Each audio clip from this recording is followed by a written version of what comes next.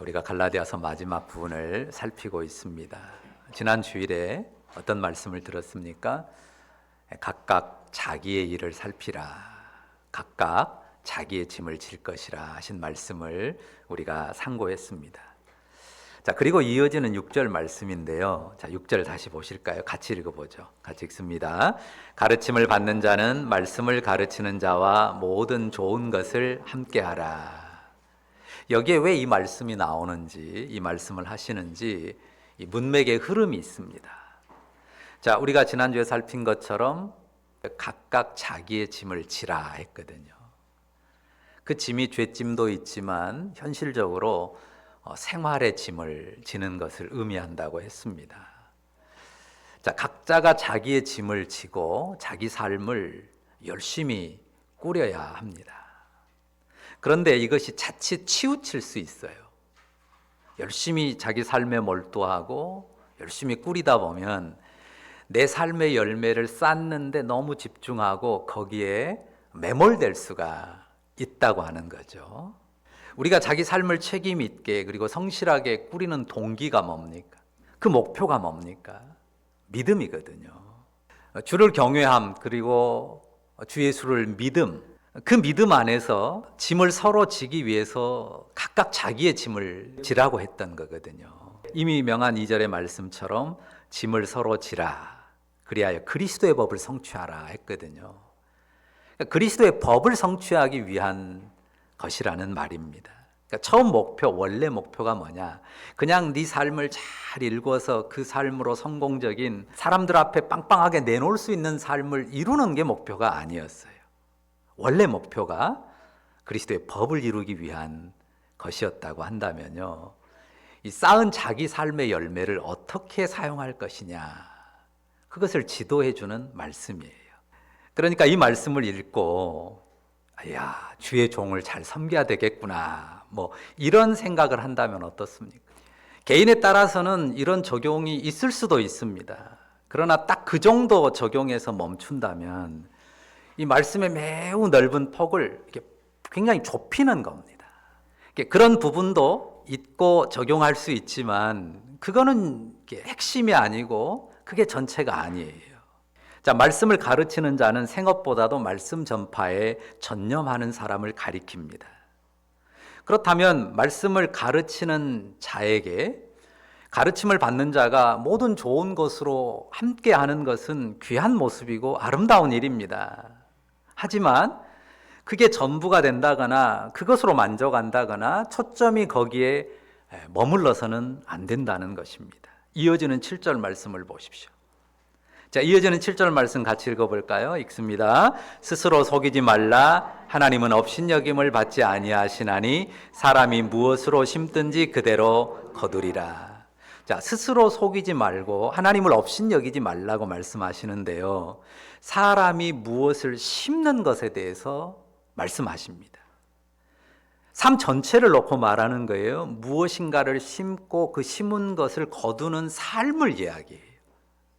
그러니까 삶 전체가 어느 한 부분이 아니라 삶 전체가 무엇인가를 심고 그 심은 것을 거두는 삶이라는 거죠. 자, 그 심고 거두는 것에 대해서 하나님이 담아놓은 법칙이 있습니다. 그게 뭡니까? 사람이 무엇으로 심든지 그대로 거두리라. 이것이 하나님이 정한 심고 거둠의 법칙입니다. 내 삶이 전체로 무엇을 심고 무엇을 거두는지를 살피라는 말씀이에요. 하나님의 법칙을 따라서 내 삶이 전체로 무엇을 심는가 그리고 무엇을 거두는가를 살피라는 말씀입니다. 말씀을 가르치는 자와 모든 좋은 것을 함께하는 일 분명 귀합니다. 그런데 속거나 업신여김을 받지 아니하시는 하나님, 그분 앞에서 정직해야 돼요. 그러니까 내 삶의 심음이 전체로 어떠한지를 살펴야 돼요. 내 삶의 심음이 전체로 어떠한가, 이것을 살피라는 거죠. 8절 보십시오. 8절도 다시 한번 같이 읽을까요? 같이 읽습니다. 자기의 육체를 위하여 심는 자는 육체로부터 썩어질 것을 거두고 성령을 위하여 심는 자는 성령으로부터 영생을 거두리라. 자, 우리가 지금 읽은 이 개역 개정판 성경에는 육체를 위하여 심는 자, 또 성령을 위하여 심는 자 이렇게 번역을 했는데요. 공동 번역이나 새 번역은 이렇게 옮겼습니다. 육체에 다 심는 사람, 육체에 심는 사람, 또 성령에다 심는 사람, 성령에 심는 사람 이렇게 번역을 했어요. 그러니까 위하여라고도 번역할 수 있지만 어떤 뜻인지 이해하시겠죠? 자, 그림이 그려지나요? 성령을 위하여 심는다 혹은 성령에다 심는다, 성령에 심는다, 그림이 확 그려집니까? 육체에다 심는다, 육체에 심는다, 육체를 위하여 심는다, 이게 그림이 그려지시나요? 그림이 딱 그려지나요? 여러분 몸에다 어디다 뭘 심습니까? 성령은 어디 계셔서 어디에다가 어떻게 갖다가 심습니까? 이 말을 단순하게 보면 좀 애매하고 어려운 말씀일 수 있어요. 우리가 갈라디아서를 살피면서 설명을 반복했습니다. 육체가 단순하게 우리의 몸을 뜻하는 게 아니죠. 갈라디아서에서 자꾸 말하는 육체는 우리의 몸으로 꾸리지만 이 죄의 옛사람에 속한 그 삶을 뜻해요. 옛사람의 삶이에요. 그리고 성령은 성부, 성자, 성령 삼위의 하나님을 가리키는 게 아니고 그 성령에 의해서 우리의 몸으로 꾸리는 그 성령으로 거듭난 새 사람의 삶을 말한단 말이에요.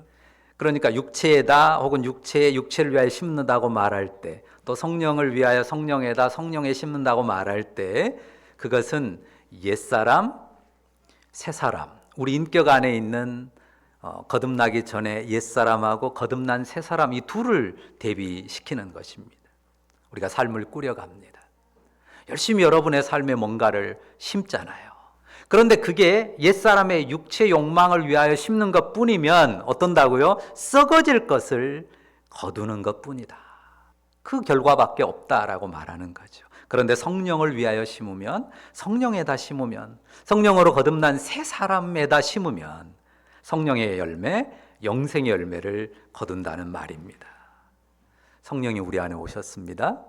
우리가 예수 믿음으로, 은혜로 성령께서 우리 안에 오셨습니다. 우리 영혼의 거듭남이 우리의 노력과 힘에 의한 게 아니고 온전히 우리 가운데 은혜로 오신 성령으로 말미암았습니다. 믿으시죠? 성령으로 거듭나서 우리가 성령으로 새롭게 되었지만 우리의 영혼과 인격이 전부 새 것으로 완벽하게 바꿔진 게 아니잖아요. 순간 다 싹 바뀌어서 깨끗하고 완벽하게 거룩해 된 영혼은 아닙니다. 원래 우리의 영혼은 사탄에게 지배된 영혼이었어요. 어둠에 젖어 있고 옛 습관이 배어 있는 영혼이었단 말입니다. 그러니까 성령으로 거듭난 영혼이지만 예수 믿음 안에서 성령으로 거듭남이 확실하지만 죄의 옛사람 그 흔적이 또렷하단 말이에요. 그렇게 새겨져 있는 우리 육체의 정욕을, 소욕을 성령께서 십자가 은혜로 덮은 거죠. 덮어짐으로 감춰진 것이지 그게 100% 우리 안에서 소멸되어 없어진 것은 아닙니다. 그래서 우리는 이제 옛사람의 흔적이 새겨져 있지만 그 성령으로, 성령의 은혜로, 그리스도의 보혈로 덮인 우리의 영혼, 그 영혼을 이제는 예수 믿음의 삶으로, 성령을 따라 행하는 삶으로 심어간다는 거예요. 그 삶을 심어가는 것입니다. 말 그대로 하면 육체에다 심고 성령에다 심는 것은 안 보인단 말이죠. 눈에 보이는 것 아니잖아요. 눈에 보이지 않고 우리가 마음으로 볼 수 있어요. 눈으로 안 보이니까 눈을 한번 감아보시겠어요? 10초만 감아봅시다. 10초만 한번 눈을 감고 한번 생각해 보십시오. 나는 내 삶에, 내 영혼에, 내 인격에 무엇을 심고 있는가? 무엇이 심겨지고 있는가? 무엇이 심겼는가? 어떻게 자라고 있고 어떻게 열매 맺고 있습니까? 눈을 뜨십시오. 짧은 시간 많은 게 보였을 수도 있고 전혀 캄캄했을 수도 있을 텐데요. 성령을 위하여 성령에다 심어서 과연 5장 끝부분에서 우리가 살폈던 성령의 열매가 주렁주렁 맺히고 있는가 한번 돌아보게 됩니다. 자, 사람이 무엇으로 심든지 그 다음 뭐예요? 그대로 거두리라. 사람이 무엇으로 심든지 그대로 거두리라. 사람이 무엇으로 심든지 그대로 거둬요. 그 말은 심은 것을 거둬요. 육체를 위하여 육체에만 심었으면 육체를 따라 거둘 뿐인데요. 성령을 위하여 성령에다 심었으면 성령을 따라서 여기 말씀처럼 영생의 열매를 거둘 것입니다. 성령에다 심는 우리 믿음의 삶의 최종 결실은 뭡니까? 여기 영생이라고 말하죠. 궁극의 열매는 영생이에요. 최종 열매는 영생입니다. 우리가 주님 앞에 설 때, 그때가 언제 될지 모르지만 영생의 열매를 거둘 거잖아요. 그러나 그 열매는 우리가 영구한 미래에 얻어서 영구하게 누릴 그 열매에만 국한되지 않습니다. 그 영원한 생명이 성령으로 말미암아 우리 영혼 안에 임하여 있는 것 아닙니까? 그 생명이 우리 영혼 안에서 꿈틀거리고 역사한단 말이에요. 주 예수의 생명이 성령으로 말미암아 그 꿈틀거리는 예수 생명 때문에, 그 영원한 생명 때문에 우리가 현재의 삶에서도 그 생명의 열매를 맛보고 거둘 수 있다는 말입니다. 성령의 열매는 물론이고 현실의 삶에서 우리가 하나님 나라의 법을 따라 세워가는 그 삶에서 하나님이 약속하신 복스러운 열매들을 또한 거둘 수 있다고 하는 것입니다. 여러분이 성령을 위하여 심고 성령으로부터 풍성한 열매를 거두시기를 바랍니다. 이제 9절 보시죠. 9절 말씀은요, 약간 다르게 혹은 훨씬 쉽게 표현하고 있습니다. 여기도 같이 읽어볼까요? 같이 읽습니다. 우리가 선을 행하되 낙심하지 말지니 포기하지 아니하면 때가 이름에 거두리라. 우리가 선을 행하되 낙심하지 말지니 포기하지 아니하면 때가 이름에 거두리라. 아멘이시죠? 자, 성도의 삶 전체에 심는 것을 여기서는 한 글자로 표현하고 있어요. 뭐라고 했어요? 선. 우리가 선을 행하되, 선을 행하라 명하십니다. 그리고 10절을 보시면 이 선을 세 글자로 뭐라고 하나요? 착한 일이라고 쓰고 있습니다. 내 삶을, 여러분의 삶을 성령을 위하여 심습니다. 성령에 심어요. 성령에다 심습니다. 그리고 삶을 꾸리는 내내 선을 행하려고 합니다. 착한 일을 하려고 합니다. 이것이 그리스도인의 삶이에요. 하지만 어때요? 여기 쓴 것처럼 낙심될 때가 있죠. 낙심할 때가 있습니다. 낙심이 돼서 내가 괜한 짓 하나, 나하고 어울리지 않는 일 하나, 선을 포기하고자 하는 그런 마음이 일어날 때도 있습니다. 왜 그렇습니까? 영생의 열매가, 그 성령의 열매가 잘 안 보이기 때문에 그렇습니다. 삶의 고난이 이어지고 고난과 함께 또 실망스러운 형편들이 반복되면 낙심하게 되고 또 포기할까 하는 마음도 일어나게 됩니다. 그러나 그럴 때 이 약속의 말씀을 분명히 붙잡아야 됩니다. 자, 9절 다시 한번 같이 읽죠. 같이 읽습니다. 우리가 선을 행하되 낙심하지 말지니 포기하지 아니하면 때가 이름에 거두리라. 다시 한번 읽습니다. 우리가 선을 행하되 낙심하지 말지니 포기하지 아니하면 때가 이름에 거두리라. 나만 낙심하는 거 아니에요. 다른 분들도 낙심도 하고 포기해야 되는 것 아닌가, 이제는 접어야 되는 것 아닌가 심각한 고뇌에 사로잡히기도 합니다. 그러나 우리가 선을 행하되 낙심하지 아니하면, 그 마음을 이기고 포기하지 아니하면 어떻게 됩니까? 때가 이름에 거두리라. 때가 이름에 거두리라. 이 말씀을 마음에 꼭 새기시기를 바랍니다. 우리가 장래에 거둘 영생의 열매는 물론이고요, 우리 안에 오신 성령, 주님의 영이 위대한 영이잖아요. 그 영이 생명으로 일하시니까 우리가 낙심하지 않고 포기하지 아니하면 반드시 성령의 열매와 함께 우리 삶의 풍성한 능력 있는 열매들도 맺게 하시고 거두게 하십니다. 믿으시죠? 우리에게 이 믿음도 필요해요. 그러니까 우리가 영생의 열매를 분명히 거둘 줄 믿지만 내가 주님을 믿음으로 성령을 따라 행하며 그리고 선을 행하되 낙심하지 않으면, 포기하지 않으면 때가 이름에 반드시 열매를 맺게 하십니다. 우리의 영혼이, 그리고 우리의 삶이 그 복된 열매를 맛봐요. 그러니까 신앙생활 오래 이어온 분들은 그런 맛을 이때 저때 이런 모양 저런 모양으로 본 분들이죠. 그리고 그 열매 누림의 기쁨, 보람, 행복을 자기의 삶에 쌓아가는 것입니다. 성령을 위하여 심고 성령으로부터 거두는 우리의 삶이기를 바랍니다. 자, 정리하면요. 자, 성도의 삶은 어떤 삶이에요? 복음을 믿음으로 사는 삶입니다. 그 믿음 안에서, 은혜 안에서 성령을 따라 행하는 삶이에요.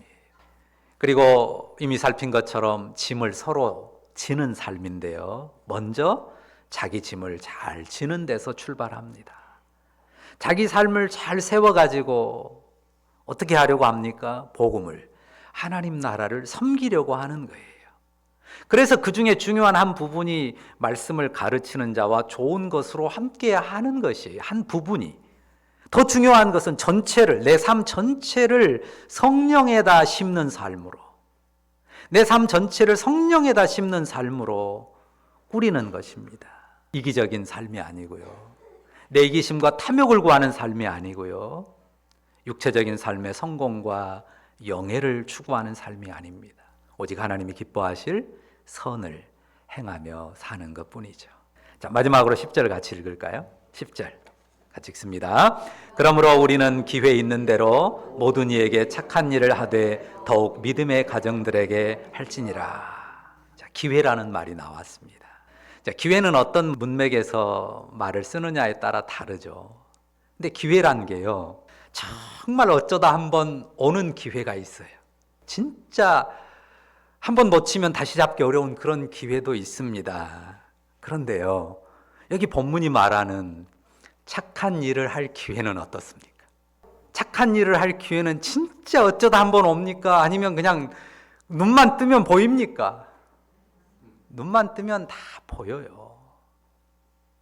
기회는 늘 그리고 수시로 찾아옵니다. 어떻게 해야 됩니까?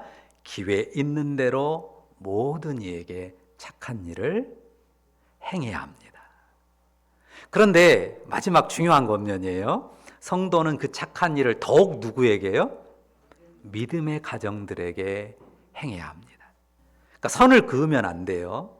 우리의 신앙이 왜곡되는 경우가 꼭 너무 극단적으로 혹은 단편적으로 선을 긋는 거예요. 예를 들면 오늘 본문 서두에도 말했듯이 그냥 주의 종한테만 잘하면 복 받는다, 이것만 치우친다든지, 또 아니면은 그냥 교인들끼리만 뭉치고 치우친다든지. 근데 뭐라고 말씀하셨어요? 모든 이에게 착한 일을 기회만 있으면 해라. 그런데 어떻게 하라고요? 더욱 믿음의 가정들에게 행해야 된다. 그러니까 믿음의 가정들에게만 하면 안 돼요. 모든 이에게 착한 일을 하되 더욱 믿음의 가정들에게 해야 합니다. 왜요? 믿음의 가정이 이 땅에 믿음을 세우고 영혼들의 믿음을 세우는 가장 중요하고 소중한 터전이기 때문에 그래요. 가정이 무너지면, 믿음의 가정이 무너지면 다 무너집니다. 그러니까 더욱 믿음의 가정에게 해야 되고요. 믿음을 가진 가정이라는 의미도 있지만 믿음의 가정들을 세우는 일에 최선을 다하고 그 일에 내 힘을, 또 내 삶의 열매들을 기울여야 된다는 거예요. 그래서 믿음의 가정들에 더욱 집중할 필요가 있는 것입니다.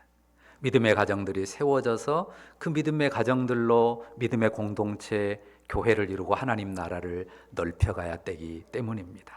그렇게 하나님 나라와 교회를 우리가 세워가는 것입니다.